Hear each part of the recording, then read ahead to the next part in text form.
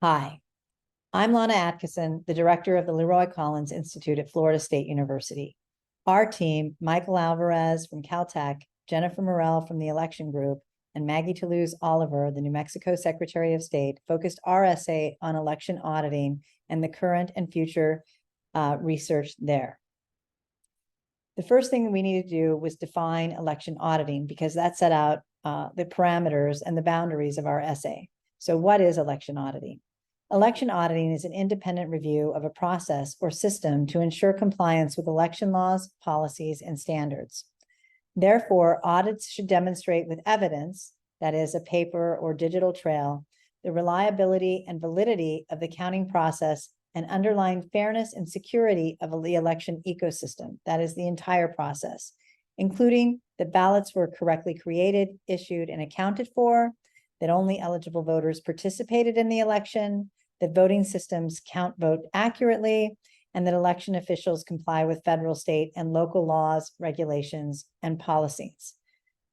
Again, this definition is important because it sets out the boundaries and parameters for the scope of what we consider to be election auditing. It is important because the foundation of a functioning democracy rests on the trust citizens place in the electoral process, and the elections are the most collective activity that we do as a society. It's therefore very important that citizens have some understanding of this process so they can determine its trustworthiness, and audits provide that grease. So auditing, therefore, should be considered a cornerstone in the complex system of election administration. These election details, as provided by election audits, are then expected to help promote voter and stakeholder confidence in the election administration process and consequently in the legitimacy in the outcomes of the elections themselves. What type of elections audits are there?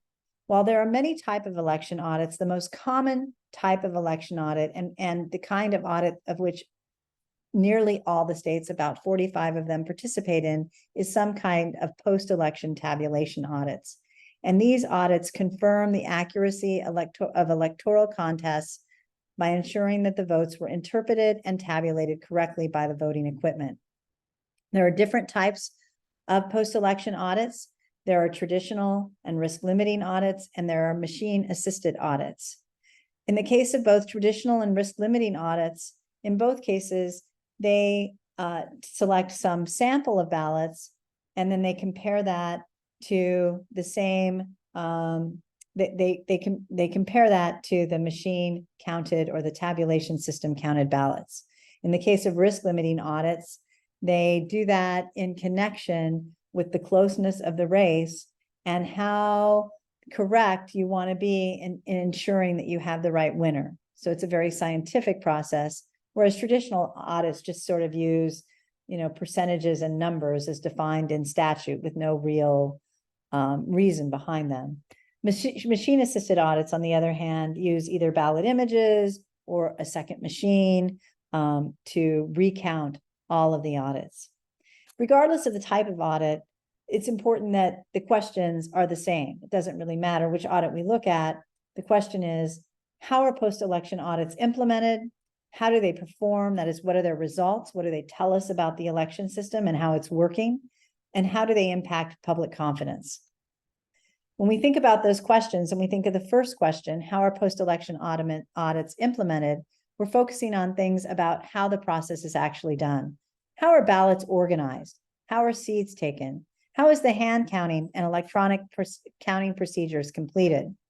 How is that done through adjudication, especially when we're thinking about states that have voter intent laws, for example?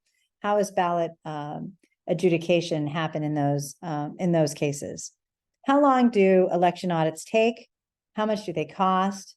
What kind of security do they have? And how is their transparency around that process?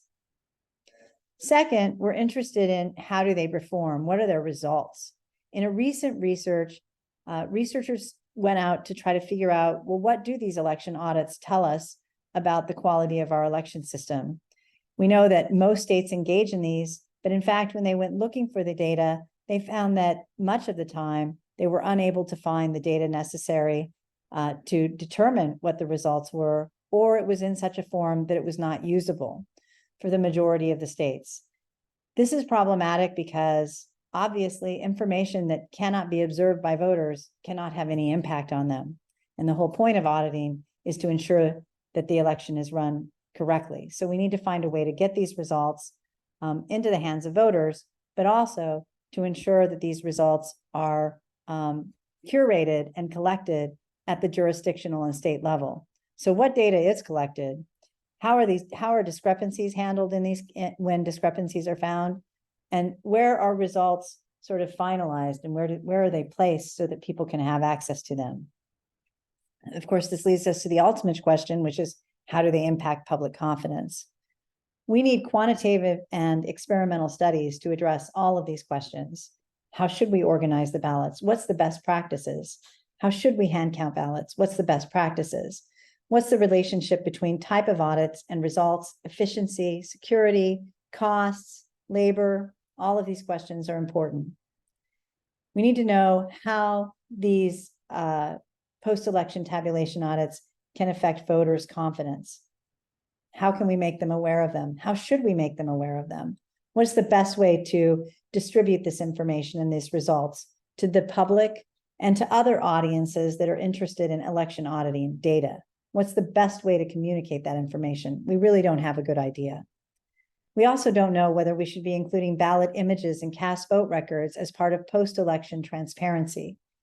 That's an important question. These are things that are now easily produced by technology. Should they be released, or do they have issues with voter privacy and voter security and potential for vote buying? And so these things need to be analyzed and considered. We also need a series of qualitative studies, qualitative case studies that are documenting what the states are doing, so we have a sense of how these audits are performing and how different states are operationalizing these types of audits. At the system level, we need to think more about sample sizes, for example. Even in traditional audits, which use just some, percentage, there's no scientific basis for these.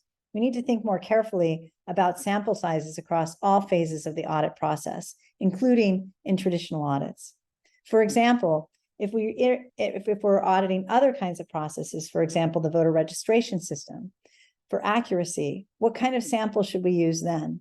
It might be important for us to come up with rules of thumb or a book that can help election administrators determine the appropriate sample size for the appropriate population.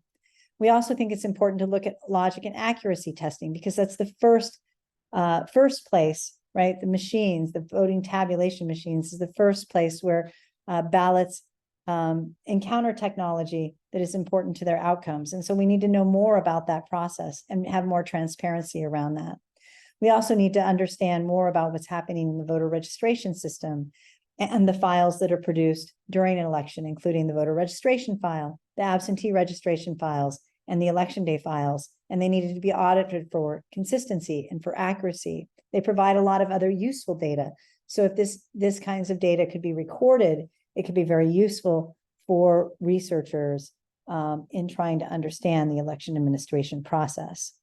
It's also important that we look at other types of process audits, including ballot management audits and ballot accounting and reconciliation at the canvas level, in the precinct, and in all places where voting takes place. We also think it's important to look into auditing in-person voting locations and mail ballot audits of validation. Finally, we need to come up with ways to curate and report this data across the states. We need to come up with both intra and interstate best practices for data maintenance and methods for storing data over time so that this is easily accessible to researchers to examine. This may necessitate data sharing agreements that deal with sensitive data because of privacy of voters, or other questions that we need to work out. And it may be important to fund some projects that deal with these data sensitive issues, to deal with how do we get around these and solve these kinds of problems. In conclusion, we know very little about election auditing, except as it relates to post-election audits, and much of that is in its infancy. There are many opportunities, however, to engage in research and for election officials and academics to work together to create broader transparency around election auditing to help improve operations and to help improve trust in the system and to advance the field of election science.